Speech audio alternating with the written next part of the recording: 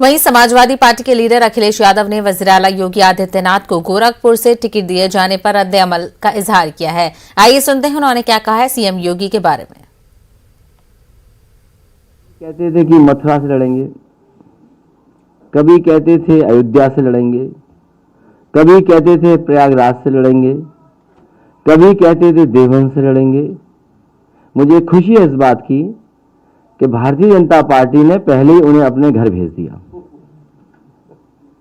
हालांकि वो कल से गोरखपुर में हैं, टिकट पहले बुक कराई थी उन्होंने 11 तारीख की। अब मुझे लगता है कि गोरखपुर में ही उन्हें रहना पड़ेगा। अब गोरखपुर से वापस आने की उन्हें जरूरत नहीं है। उनको बहुत बहुत बधाई। उत्तर प्रदेश में इंतखाबात की तारीखों का ऐलान कर दिया गया है। इसी के साथ साथ दल बदल का खेल भी जारी है। माजी में बीजेपी से इस्तीफा देने वाले कई एमएलए और वुज़रा समाजवादी पार्टी में शामिल हुए थे। इसी दौरान भीम आर्मी के बानी चंद्रशेखर आजाद ने भी कल अखिलेश यादव से मुलाकात की थी, जिसके बाद उनके समाजवादी पार्टी में शामिल होने की कियासाराइयां जोर पकड़ रही थी।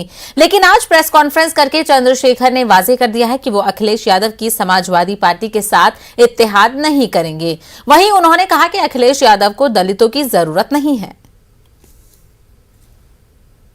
जिम्मेदारी से 2 दिन यहाँ रहने के बाद, सारी पार्टी कार्यकर्ता बात करने के बाद, सारी चीजों को छोड़ के हमने तय किया कि बीजेपी को रोकना है, किसी भी कीमत पर रोकना है।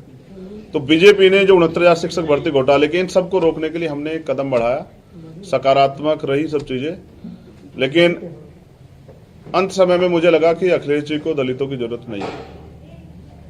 वो इस गठबंधन में दलित नेताओं को, दलित लीडरशिप को नहीं चाहते। और 2 दिन में निराशा हुई कि 1 महीना 10 दिन के बाद उन्होंने कल अपमानित किया। ये दुखद है। अपमानित किया आपको? हाँ, ये बहुजन समाज के लोगों का उन्होंने अपमान किया है।